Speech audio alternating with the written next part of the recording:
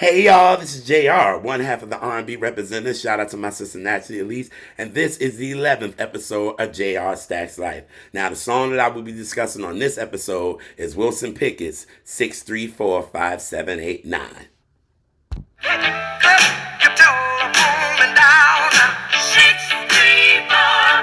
Seven, eight, nine, that's my number. Woo, that joint feels so good. Well, this song was released January 1966. It was number one on the R&B charts, and it was number 13 on the pop charts. This song was written by Eddie Floyd and Steve Cropper. It was produced by Steve Cropper and Jim Stewart. Now, 6345789 is one of the many hits that Wilson Pickett recorded at Stax Studios. Now, I'm going to give y'all a little history about who Wilson Pickett is. Now, Wilson Pickett was born in Alabama.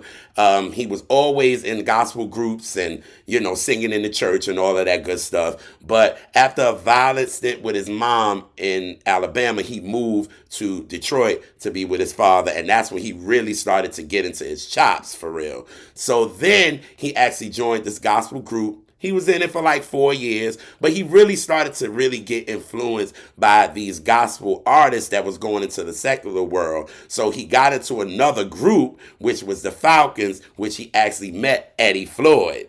And then after that, they had like a hit. And then after that, the group disbanded and Wilson went solo. And he had these songs that he was actually writing, and he actually went to Atlantic Records and gave it to Jerry Rexler, which he felt like, you know what, I can get signed with this and all that. But Jerry Rexler actually liked his song and gave it to another artist, which hurt Wilson. So he actually went to another label and actually got like a minor hit with them, which forced Atlantic Records to actually buy his contract to actually sign him to the label.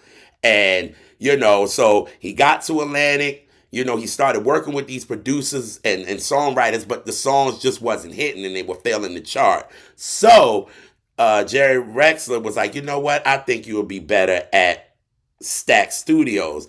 Let me call Jim Stewart and arrange that. So they actually arranged it. He went to Stax Studios and the rest was history.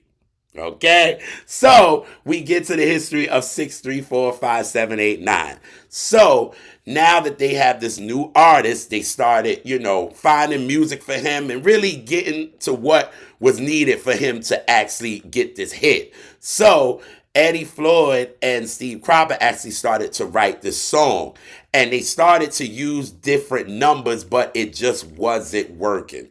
So finally, they got 6345789, which actually worked with the melody that they did, and they was like, okay, this is a hit. We're gonna give this to Wilson, and this is gonna be out of here, right? Well, that night they knew Wilson was coming in the next day, so Eddie and Steve did the demo. They were excited. They knew this was a hit. So Steve Cropper actually went to go pick up Wilson from the airport, brought him to the studio. They didn't even let him go to the hotel to put his stuff down because they knew they had a hit. Well, they brought Wilson in the studio. Eddie was already there. They played the demo for Wilson. After about a verse in, Wilson Pickett actually crumbles up the lyric sheet and throws it on the ground and starts walking out the studio. Then Eddie Floyd goes behind him and tackles him. So Steve Cropper is like, what is going on here? Like, these two are really fighting for real. Like, what the heck? But to come to find out that Eddie Floyd and Wilson Pickett was actually playing with him. You know what I mean? This is the stuff that they did on the road when they were with the Falcons and all that good stuff, just to have fun or whatever. But Wilson Pickett actually loved the record, and he recorded the record, and it became the hit that we know. You know what I mean? But there's some players that's on this record for real. You got Isaac Hayes that's playing on the keys. You got Al Jackson Jr. that's playing the drums. You got Duck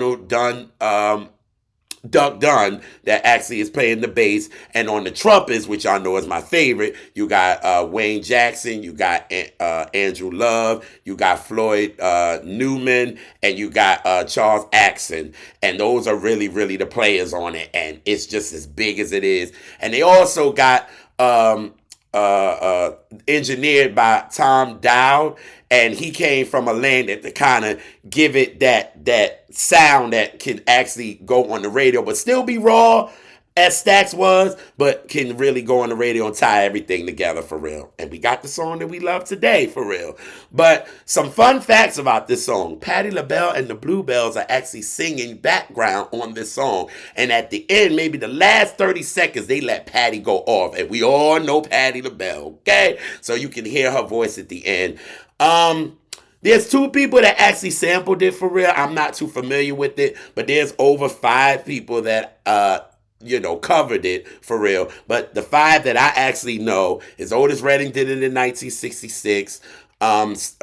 Eddie Floyd did it in 1967, and Tina actually did it live at the at Rio in 1988, and then the Blues Brothers did it, the Blues Brothers 2000 that they did in 1998, and they actually did it with the Blues Brothers, Eddie Floyd, Wilson Pickett, and Johnny Lane. So definitely check that out. But y'all see, there was a lot that went behind this for real, and hopefully y'all enjoyed it. I want to shout out my mom because she said I never talk about Wilson Pickett. So y'all, hopefully y'all enjoy it, and I will see y'all on the next episode of JR Stax Life. Peace.